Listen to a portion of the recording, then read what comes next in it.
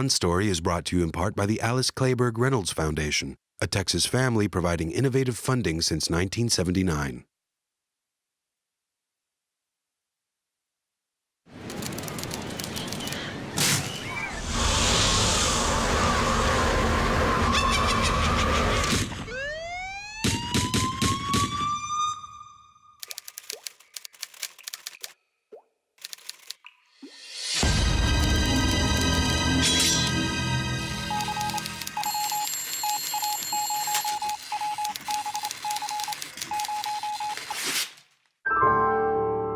On Story, presented by Austin Film Festival, a look inside the creative process from today's leading writers and directors.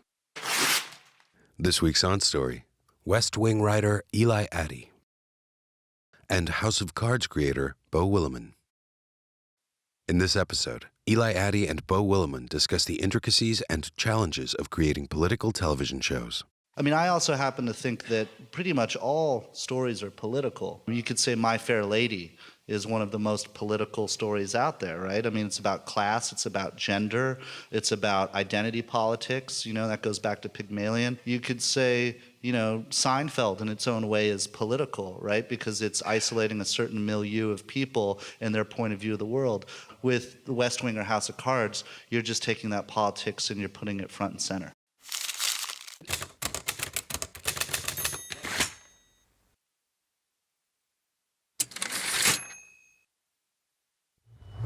Such a waste of talent.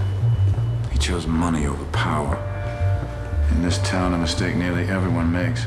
Money is the McMansion in Sarasota that starts falling apart after 10 years. Power is the old stone building that stands for centuries. A lot of people think I'm a cynic or a pessimist because of House of Cards, and I'm actually a deeply optimistic person and think that the American government, when working well, is about the best you can do. But I think that when it comes to people like Francis Underwood, what we're doing is showing an extreme end of the spectrum. There are things we exaggerate. There are things that we do to highlight and amplify certain deep tendencies within people in Washington, and we're doing that on purpose. We're not trying. I don't think any one show could possibly capture the entire American political spectrum. It's vast. I don't see House of Cards or Francis Underwood as being a story about politics at all, but really about power. And so that same character could be on Wall Street, could be at a hospital, could be at a law firm. And so, those sort of power dynamics writ large on the canvas of Washington are compelling. I mean, the reasons that people seek power are very internal, and it's I think everything that's interesting and dramatic, and it's the fate of the world. And these are people with bombs, and they don't just have handguns in their waists. I mean, they have huge armies that they can deploy. So I find it very psychological. I think the people drawn to it are very complicated and broken and interesting. The stakes couldn't be bigger. All right, let's get the people out of the dark. Updates every 30 minutes on your progress. I should inform you, sir, that I may need to take 2 of my plants offline tomorrow for unscheduled maintenance. Why? Which ones? Georgia and Tennessee. This blackout has put a great deal of stress on them. My engineers are concerned about the seals on the fuel rods. So we're looking at outages on the southeast grid too? Could be for a few days. No, that's unacceptable. Safety comes first. We don't want an accident. All right, let's get a full report to Linda, ASAP. Yes, sir. Thank you, sir. He's toying with No, you. this could be a legitimate safety issue. He wants a seat back at the table. Those plants are fine. Why is he doing this? We've had our differences, but something drastic like this? Eli's absolutely right. Stakes help, and when you're talking about the political world, you are talking about people that have their finger on the button or whose actions can affect millions of people worldwide.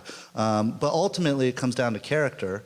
And if you look through history, you'll see the more dramatic characters, the Lincolns, the Lyndon B. Johnsons, the Teddy Roosevelts, the JFKs, were complicated, layered, multifaceted people who are endless in terms of their contradictions and their imagination. I was not a West Wing viewer until, that's a long, probably boring story about how I decided I wanted to work in television, and I kind of had a conversation with Aaron Sorkin, and it was an accidental thing. But I had seen about half of the pilot episode of The West Wing when it was on, because a friend of mine in the White House, Tony Blinken, who you know, had invited me over to watch it with a couple other people, and I was paged in the middle of it, but I wasn't really liking it because it felt, maybe I just had a bad attitude, it felt incredibly fake. It was Rob Lowe and a hooker, and it just seemed to have nothing to do with anything that I recognized as what my day had been like. I started watching it in the middle of the second season when I actually started talking to Aaron Sorkin about working there, and I just went crazy for it because, yeah, a lot about it is fake. You know, you have 5 people who seem to be the only people who really did anything in the White House, and they do everything, and there aren't really jobs like that. And most popular culture about politics and government, if I had seen a movie about it, usually they depicted people in politics as bloodless, craven tacticians. And, you know, plenty of them are. But most of the people I knew in politics were decent, hardworking people who didn't always do the right thing, but they were trying. And you know, it's like Henry IV is not really about the Lancastrians and Pentagranites, right? Something like that. Yeah. It's not really about them. It's about you know, the ambition of you know, Henry V. And what he has to do in order to assume the throne, both, you know, externally and internally, and that's why I would say, like, you know, when we're doing an episode about an education bill, it's not really about the inner workings of how a bill gets passed into law, but really how is that useful to someone who's so deeply ambitious that they need this thing to happen, and what will they do in order to achieve it to serve themselves? Sir, respectfully, I do not think you should give him the satisfaction. Well, give me a reason. Makes us appear weak. There's an opportunity for you to establish your supremacy. We should seize it. But without Birch's cooperation, we're fighting an uphill battle before we even get the bill to the floor. Frank, we discussed this. Sir, if you give in now, Birch will walk all over you for the next 4 years. I can get this bill on the House floor as is. I promise you. All right, Frank, show me what you can do. Thank you, Mr. President. We don't in any way presume to answer the question, but we do pose the question of whether in a case like Francis Underwood, do the ends actually justify the means? In The West Wing, you know, good people who strive so hard to do the right thing and accomplish it by sort of force of will, you know, and where their sort of moral center is their source of strength. And Francis, who's the opposite of that, who goes, all right, let's turn everything on its head, let's turn over the table, and we'll glue the china together in a new way. And the end result for both is some form of accomplishment. It all comes down to, is a person willing to compromise? What are they willing to do to get what they want? You know, what's standing in the way of what they want? And those things, to me, are so human. And The West Wing, maybe after it became successful, pushed this deliberately to an extreme element. How dry could we get the policy and still have you care? We used to love doing stories about the superconducting super collider, you know, or something like that, because, you know, it didn't really matter what it was. Isaac and Ishmael came about because we'd started to shoot the 3rd season of the show. September 11th happened, you know, a horrible, you know, day, and we didn't even go in, most of us didn't even go to the office that day. And we went in the next day, and Aaron came into the writer's room and said, right now I feel like I don't want to write this show anymore. It's basically about Democrats squabbling with Republicans over small things, and right now feels like a time for national unity. None of that seems to matter. I mean, he was just sort of reacting off the top of his head and saying, what we do isn't relevant right now, and I don't know what to do about that. So I think a bunch of days went by, maybe 2 or 3 days went by, and he felt very strongly that if we don't, in some sideways way, acknowledge that this happened, then we don't really have permission to continue. Because the world has changed in huge, dramatic ways, but not for these characters. How do we air that? How can anybody find it funny or interesting? So it was his idea to do this kind of teach-a-thon. We all went frantically to our offices and tried to learn, as the whole country was learning, like, what is terrorism and where do they come from and why is it bad? That's what we're talking about. It's the Klan gone medieval and global. It couldn't have less to do with Islamic men and women of faith, of whom there are millions upon millions. Muslims, defend this country in the Army, Navy, Air Force, Marine Corps, National Guard. The failure of Isaac and Ishmael, I think, was that we learned everything we could learn about terrorism and what was going on and sort of stapled it into this script. Some of the things that were fresh and interesting in those 4 or 5 days, anything that was fresh and interesting in those 4 or 5 days, the country had heard for weeks on TV by the time it aired, so it just seemed like old news. There was no story. It was very preachy. I think it didn't work at all. And ironically, it's the highest rated episode of The West Wing ever.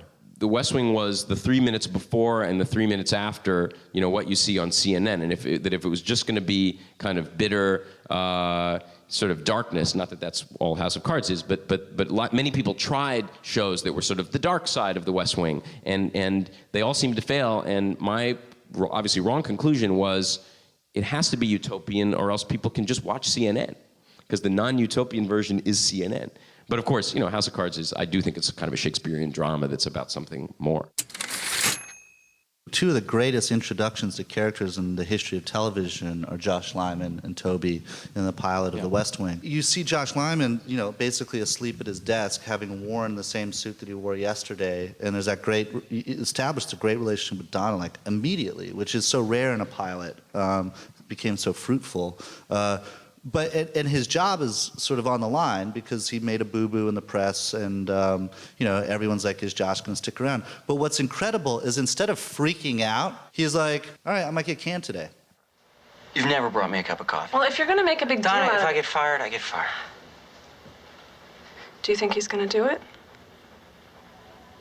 No.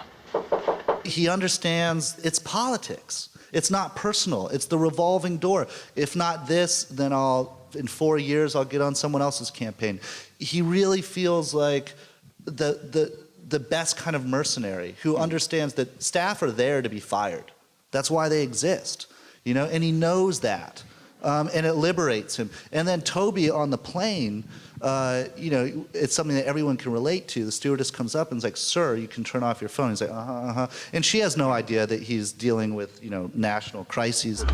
A message was just patched up to the cockpit for you. I'm not sure I've got it right. POTUS in a bicycle accident? You got it right. You can't use your phone until we land, sir.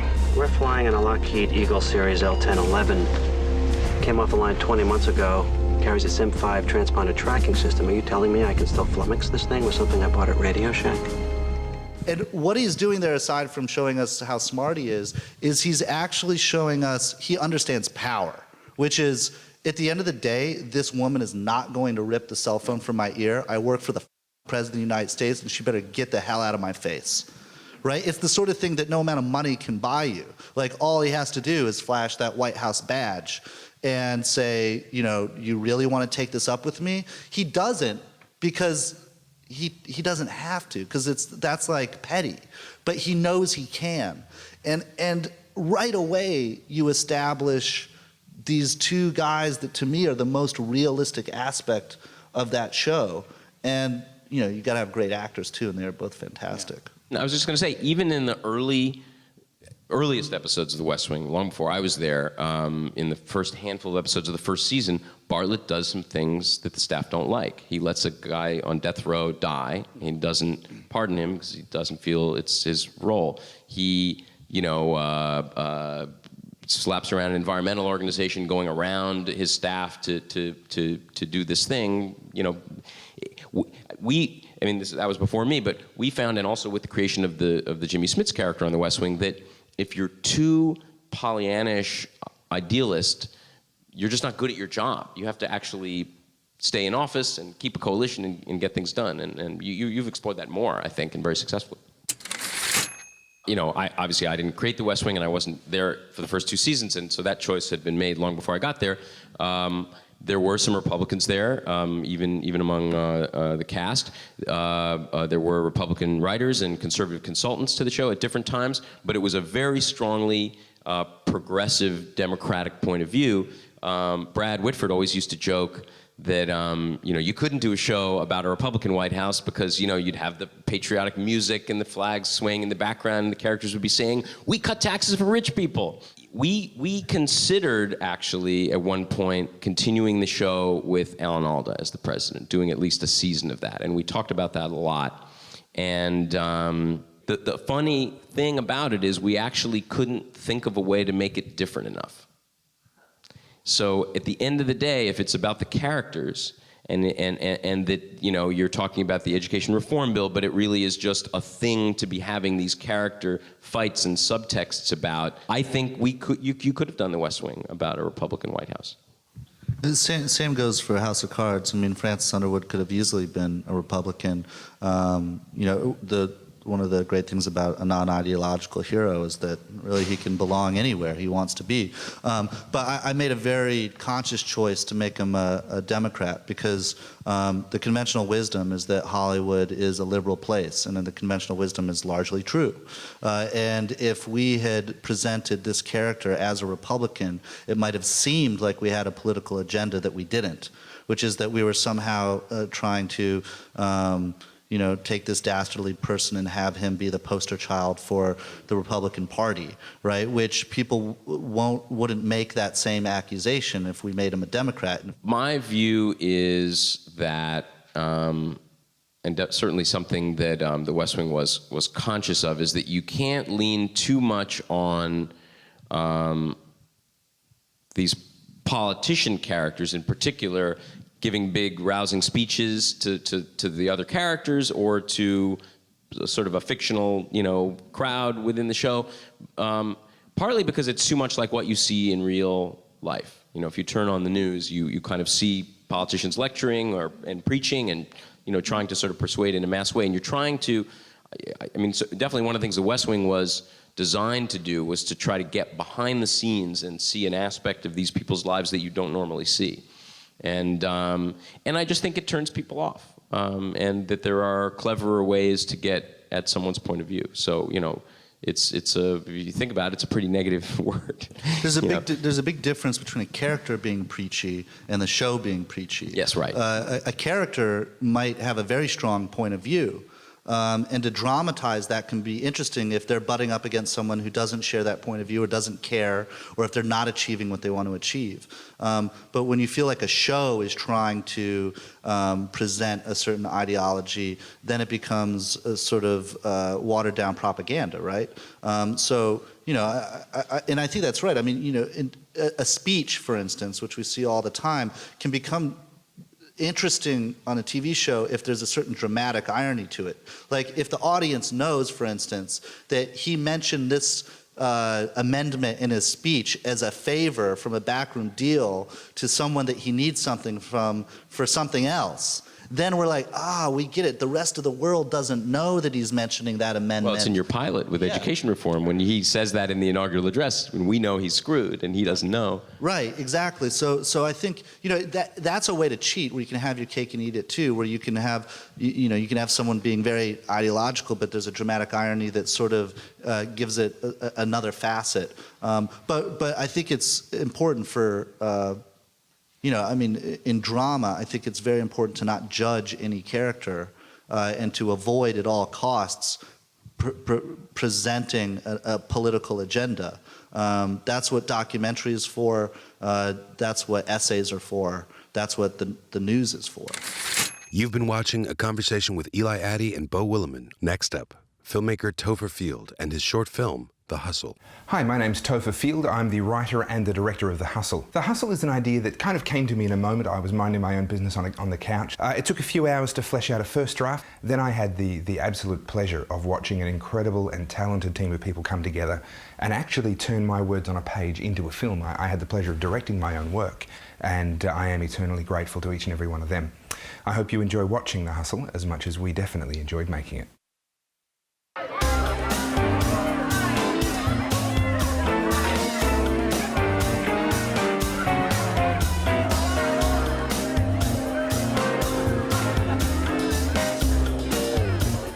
Being a hustler doesn't just mean being the best pool player. It means knowing how to pick your targets, how to suck them in, and how to beat them.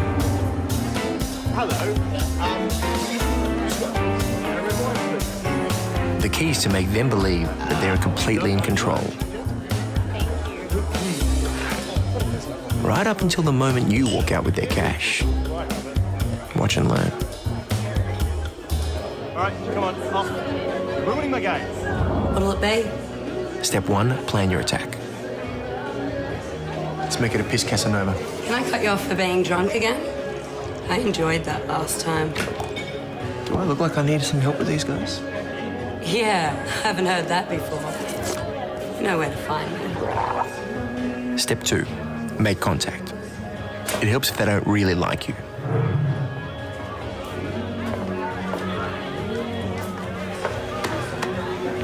Sorry, mate. Sorry. It's all good, mate.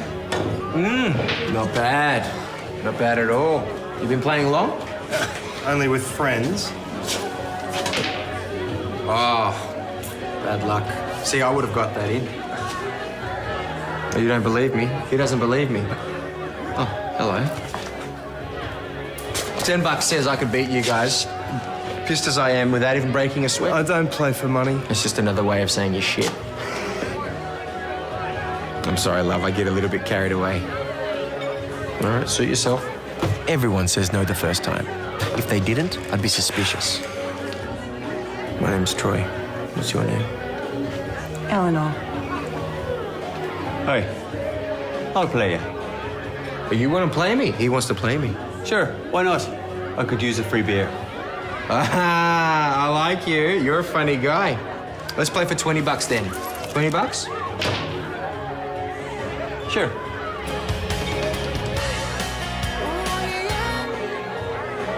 Step 3, lose. This isn't always as easy as it sounds. Chief, I'm Troy. What's your name? Troy, I'm Liam. That's Pete. And, well, you've met Eleanor. Liam, Pete, and... Right, the smallest notes I got's a 50. You don't mind paying for a 50, do you? Liam! The 50 is yours, Liam. Okay? I reckon it's yours. Oh, you're beauty! Drink. All right. Come on, mate. Come on, mate.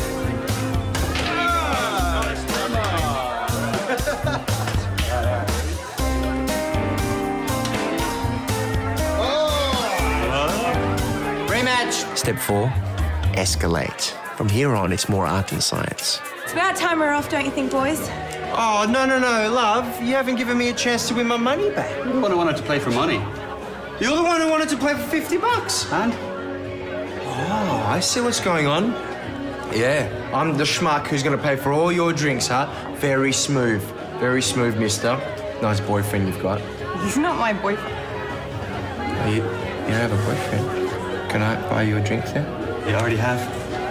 Maybe you and I could play a game. Hey, I'll play you. I'm busy. $100. Heat up! $200.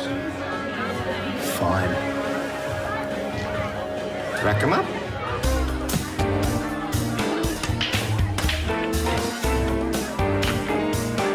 $500. Steady up. What? You can't handle the numbers? Enough. He's a hustler. Step 4.5, diversion. When you get busted, it helps to have friends in the right places. A hustler? Remind me, who just made $200? That's how it works. He sucks you in with a small amount and then stings you for more. Or perhaps he's just drunk and stupid. We're leaving. It's really nice to... Beer me. No, mate. Have a glass of water. I don't want another glass of water. I want beer, thanks. Drunk and stupid. I don't know about you guys, but I could use an extra $500. Yeah. Hey, Troy. Step 5, endgame. If you've got them this far, they're definitely going to go all the way. Fire away. How many balls can you see? Oh, not in. Oh! Damn it! One more. Winner takes all. How much have you got? I'll match whatever you got. Everything. Come on. Yeah, a whole lot. We were planning a pretty big night out, so the whole lot is a fair bit. It doesn't matter. I got paid. I can cover it. Look. How much? Cough it up. What have you got? Well, how much have you got on you? Oh, here we go. Look at this. All right, put it right nice. Stack it up. Stack it up. How much? You! That's not good. I remember you! Your number's up, huh? What? Hey! Come on! What are you? Oh! Look at here. Where was it? Come on! Come on!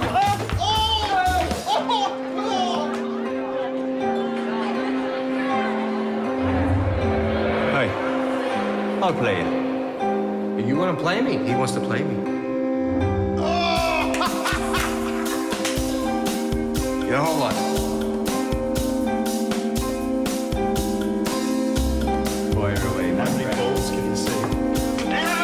Being a hustler doesn't mean being the best pool player. It means knowing how to pick your targets, how to suck them in, and how to beat them. The key is to make them believe they are completely in control, right up until the moment you walk out with their cash.